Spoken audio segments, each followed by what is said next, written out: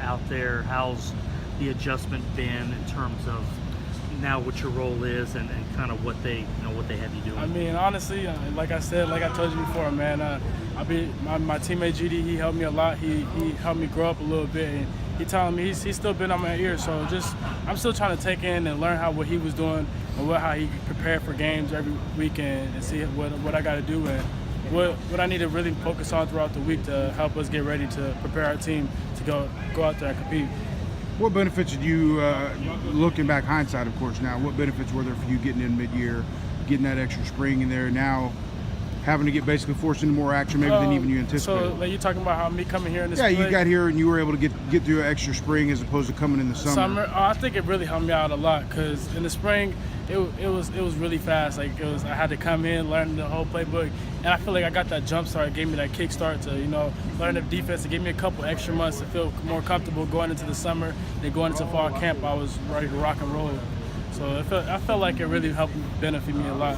Gleason, how did you end up here, so to speak? I mean, what's the road? It's been a long journey. It's a twisted path. It's a weird journey. I mean, in high school, I moved around a lot. I went to 3 different high schools in Arizona because my family, we had to move around a lot. And my senior year, at spring ball, I was talking to a lot of D1 schools. I was talking to coaches. And then after senior year, I didn't have no offers. And I had a couple of community colleges tell me that they believed that I could be a Division I football player. And I definitely thought that.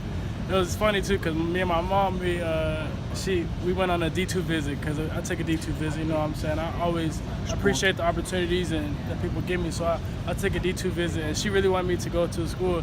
And I told her, I was like, nah, Mom, I really think I can play D1, and I'm gonna go to JUCO. You just gotta trust the process. She's like, no, you gotta go D2, cause you get to school paid for a little bit. And I was like, no, you just gotta trust the process, Mom. So I went to JUCO, was there from June to December, and just did the right things in the classroom, on and off the field, had people push me in the right direction.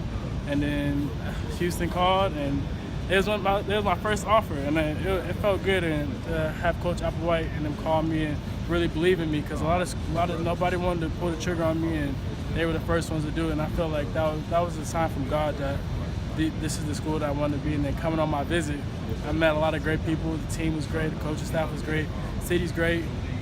Also school-wise, I want to do broadcasting journalism, so it helps out. It helps out a lot and benefits a lot. So I can really network just from my career after football-wise, if anything goes wrong. Did you say she had a school? She had a school that she wanted to pick out? Which one was it? It was Washburn. She wanted me to Washburn. She wanted me to go to Washburn. So moms are always the toughest sell. Yeah. How did you sell that? Hey, Mom, this is me. Honestly, it was me, my brother, and also my uncle Latrell. A lot of people know who my uncle Gleason Sprewell. He went to JUCO before he went to Alabama, then on to the NBA. So he helped me out a lot. Tell my mom, he was like, don't let that boy go D2. Let him live his dreams. He's an athlete. He could be that. He could play Division I. So I decided to keep talking to her, and then after a while, she started to believe me a little bit. So then I went to JUCO, and I told her, got my offer, and I told her, I was like, Mom, I told you gotta just trust me sometimes. And I know I made her real proud. What's her name?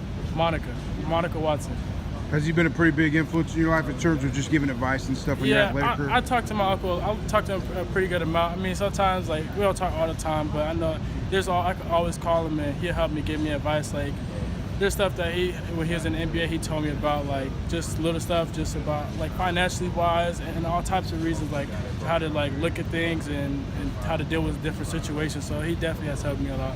What's the relationship been with Coach Lamar Morgan since you got here? Obviously, he's been teaching you. You guys have had a lot of time together, I'm assuming. Coach Morgan, man, he's honestly one of my favorite coaches I ever had. He's definitely a good dude.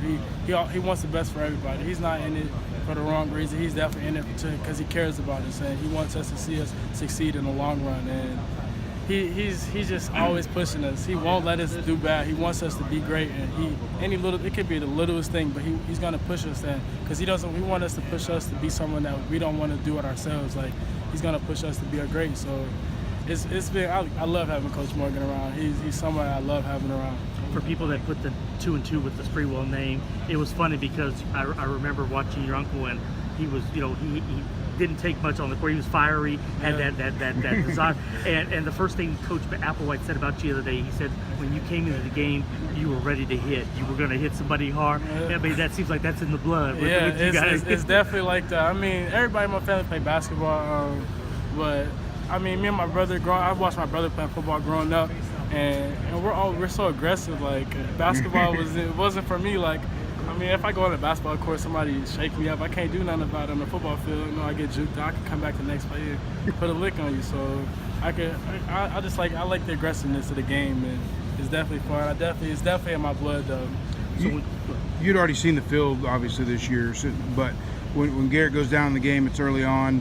You know, obviously, right then and there, hey, it's fixing to fall down a little bit more on me. What goes through your mind, obviously, at the middle of the game, and it was a fast game, so you probably didn't have a lot of time to think about it. I mean, it's always next man up. I feel like I prepare for it. Yeah, I mean, I always get with him and go over the playbook, and we always sit down and go over the film and see what needs to happen. And when I seen him go down, all I just thought was, man, it's next man up. I got to get in there and make sure there's no drop off. There's no drop off in play and in production. So it was. I kind of felt bad to see my man go down, but at the same time, it's a business. You got to be the next man up and get right in there and make it happen. Cool. Appreciate it, man.